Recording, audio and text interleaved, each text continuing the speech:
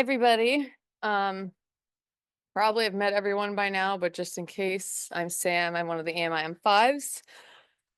This is a toxicology lecture, but before I reveal the title and topic, I wanted to share a little bit of the backstory that inspired me to do this topic for a lecture. What do you guys think this is? Cranberry juice, maybe rosé, fruit punch. During my second year of medical school, we had some recreational like soccer games, which obviously, I love.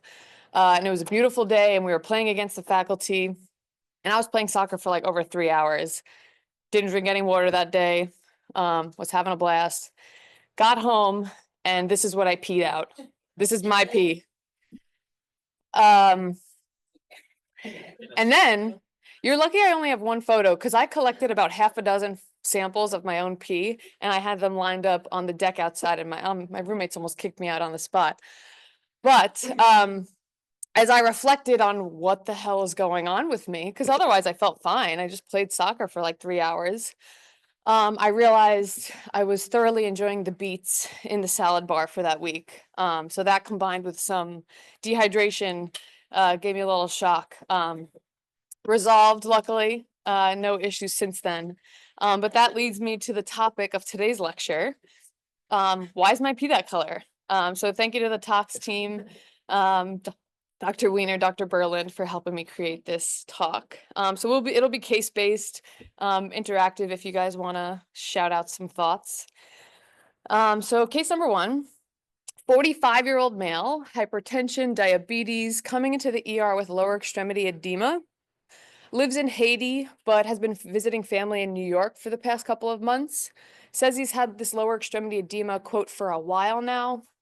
No chest pain or shortness of breath, no GI symptoms.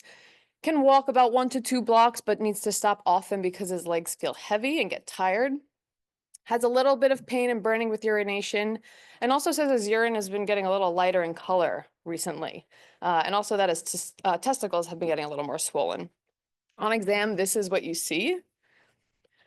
The patient provides a urine sample, and the nurse calls you over and says, "Doc, take a look at this." And this is what it looks like. Any thoughts?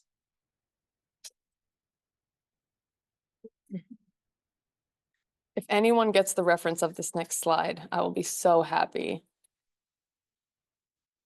Does anybody know what these are and what this picture's from? And what are they? Nematodes. So it's caused by a nematode infection, which are roundworms. Lymphatic filariasis. It's an infection that inhabits the lymphatic and subcutaneous tissues, transmitted by mosquitoes. Mosquitoes bite the skin, transmitted the larvae into the skin. Larvae are in the human host for about 9 months. They later develop into mature adult worms and reproduce in your lymphatic system. They could survive for about 5 years, but upwards of like 12 to 15. And then eventually the microfilariae migrate back into the lymph system and into the bloodstream, which then will produce symptoms, and then a mosquito will ingest it, which will continue the life cycle throughout.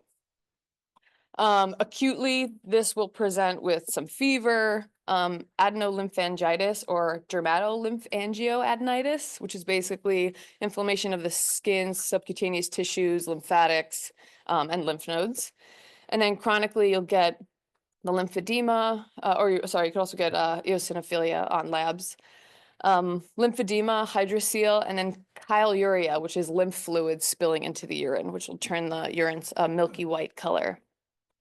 It's diagnosed with an assay, a blood assay, and then a couple different treatment. Diethyl carbamazine is first line, but if there's a co-infection with other onchocerciasis and loa, you have to be careful on which one you choose because the first line treatment can cause adverse effects if there's a high microfilaria load. So doxy is an alternative, as well as ivermectin and albendazole. Some other causes of milky white urine: lipids, pyuria, really bad UTIs that'll just come out looking like pus, and even propofol. And these are some nice, for those in the nail group, some nice nail polish colors if you're interested. All right. Case 2 is a 59-year-old male with hypertension and GERD. He's coming to an urgent care with concern that his urine looks like Coca-Cola for the past few days.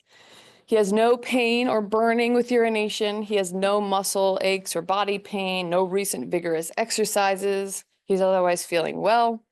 He takes amlodipine for his hypertension, famotidine as needed for GERD, no sick contacts or travel. He was recently seen in an ER not too long ago, about a week ago, for abdominal pain, bloody stool, and malaise, and was diagnosed with diverticulitis and discharged on antibiotics. He's never had symptoms like this before. This is what his urine sample looks like. It's like a reddish brown hue. And some blood work and UA are pretty unremarkable. What could be causing the urine to be this color? You tell me. So one of his antibiotics, metronidazole, can actually cause a change to the urine color. So metronidazole is an antibiotic that is bactericidal and treats primarily anaerobic bacteria. So what are some of the things that we typically use metronidazole for? Call out some things that you tend to prescribe it for. BV. Trick, yep. Giardia, yep. Yeah, diverticulitis, a lot of intra-abdominal. You could just kind of group a bunch of intra-abdominal pathology. So a bunch of things that are relatively common. It's not, does not have a toxic effect. This is a photo showing someone on the drug, stopping the drug, and then resuming the drug.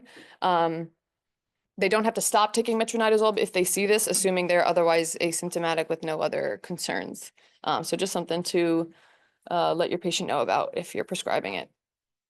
Some other causes of red-brown urine, a lot up here. I'm not going to read through all of them, but one other thing to think about is other medications that can cause atraumatic rhabdo. So obviously when you hear the Coca-Cola urine, you have to think about rhabdo and kind of assess for that, rule it out. So I kind of had this extra list here of medications that can cause the atraumatic rhabdomyolysis. All right, case 3. 45-year-old male with hypertension, renal stones, recent UTI, latent TB on RIPE therapy, presenting after an MBC. He was a restrained driver at a red light, was rear-ended by a car going about 10 miles per hour, has a little right-sided neck pain, but no head trauma, no LOC, and no other complaints. Says that he is taking an antibiotic for a UTI, as well as an over-the-counter medication to help with his pain with urination.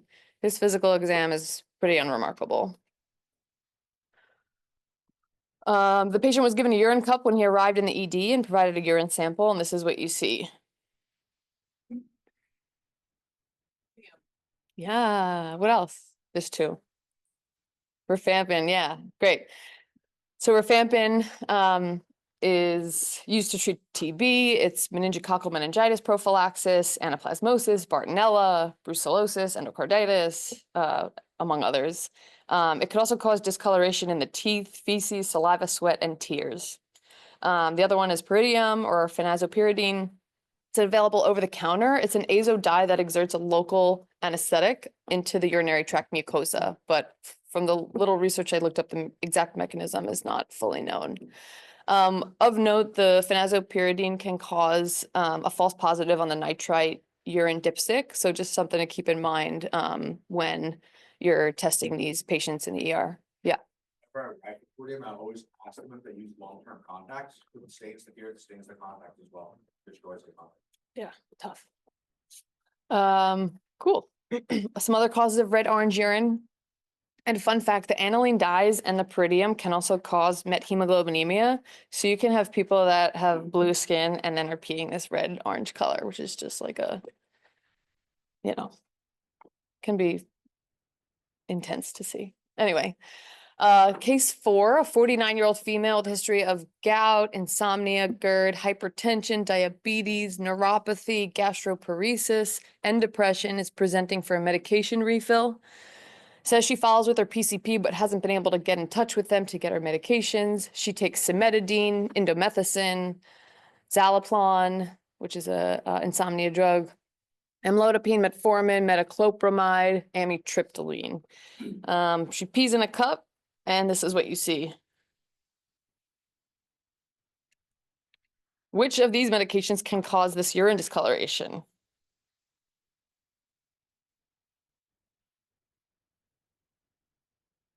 All of them, actually. So there's a lot of things. They all have various metabolites that can cause the urine to get a green hue to it. A lot of causes, medications, substances, medical conditions, all that can cause a green-blue urine. Hmm? Yeah, wild. All right. Case number 5. I only have 7 cases, so we're almost there, don't worry. 45-year-old female, history of schizoaffective disorder, depression, anxiety, history of suicide attempt, hypertension, diabetes, who's admitted to the ICU after an attempted suicide after taking a handful of pills, or multiple handfuls of pills. Per chart review, she took acetaminophen, ibuprofen, iron supplements, and escitalopram. She's intubated and on vasopressors. She's receiving various supportive therapy, including NAC and iron chelation therapy. You receive a call from the nurse regarding the urine scene at bedside, and this is what you walk in to see. Any thoughts?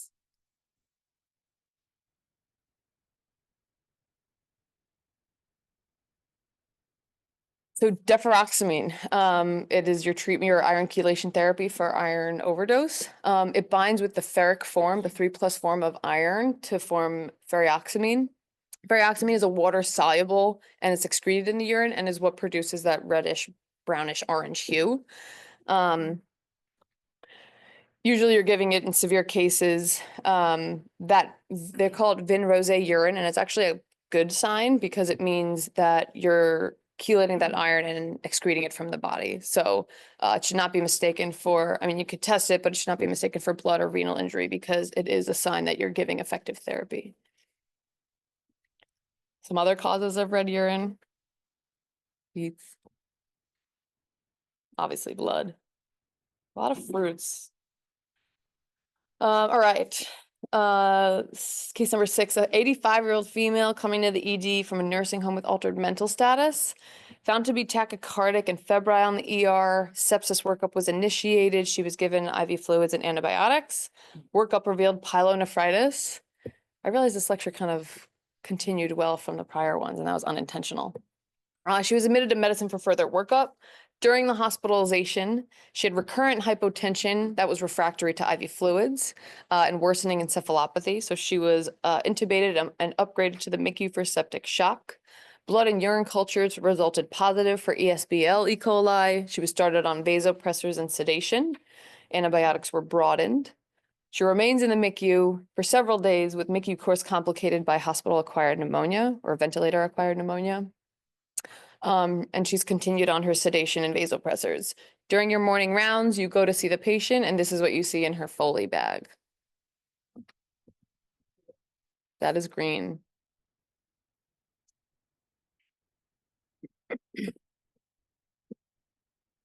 Any thoughts? So propofol. You should have said it. So we know propofol, it's a medication used for induction of anesthesia and prolonged sedation. It's metabolized by the liver by the cytochrome P450.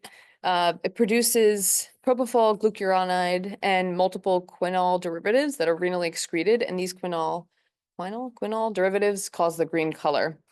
It is a benign finding, and the metabolites are not nephrotoxic. No treatment is needed. The urine will return to a normal color after cessation of the propofol. But a lot of people will be concerned and think about on the other side that propofol infusion syndrome. They're not the same, but some people elect to stop the propofol if they see a change in the urine. I'm not going to go into detail, but propofol infusion syndrome is a potentially life-threatening condition. Occurs in like less than 1% of patients, usually with high doses and prolonged duration, like greater than 30 hours. The pathogenesis of propofol infusion syndrome is not really well understood, but it's characterized by acute refractory bradycardia, severe metabolic acidosis, hypotension, they get rhabdo, they get hypertriglyceridemia, hyperkalemia, AKI, everything kind of starts falling apart. It is a diagnosis of exclusion, so it is obviously appropriate to continue working on patients for other causes besides propofol infusion syndrome. And the mortality can be pretty high. It's like 33 to 66%. All right. This is a 75-year-old male coming in with a past medical history of hypertension, diabetes, hyperlipidemia, BPH, with a chronic indwelling Foley to a leg bag, recurrent UTIs, presenting to the ED for abdominal pain, burning with urination, and lethargy. Vitals are within normal limits. His exam has suprapubic tenderness, but it's otherwise unremarkable. You look at the patient's Foley leg bag and you see this.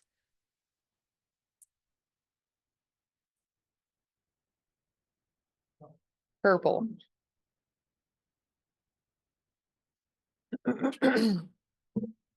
So there is a condition, phenomenon, syndrome called purple urine bag syndrome, and this is pretty interesting. So the purple urine is a mixture of indigo and indirubin, which are metabolites of tryptophan. It's thought that like constipation and delayed gut motility can lead to bacterial overgrowth, and then the bacteria start to break down the tryptophan into an indole, which happens in the GI tract.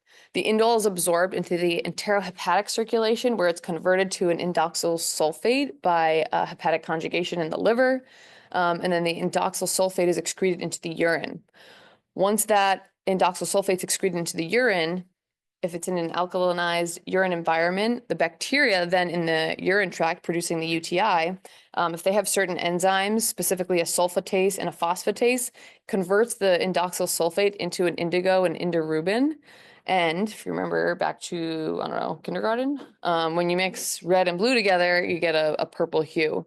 And there's also a degree of reaction that happens with these chemicals inside the bag itself. Sometimes it could happen in the absence of infection from bile acids, but usually it's due to a UTI. It is relatively uncommon. But if you see a purple urine in a bag, you should be thinking about a UTI, especially if the symptoms don't specifically correlate and tell you that it's UTI otherwise. The purple urine and the situation itself is relatively benign, but ignoring the infection can obviously cause worse outcomes and worsening infection.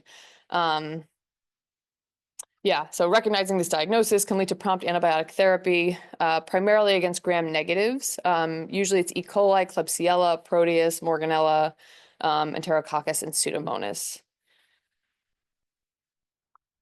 And then a couple of risk factors for pubs, not pubes.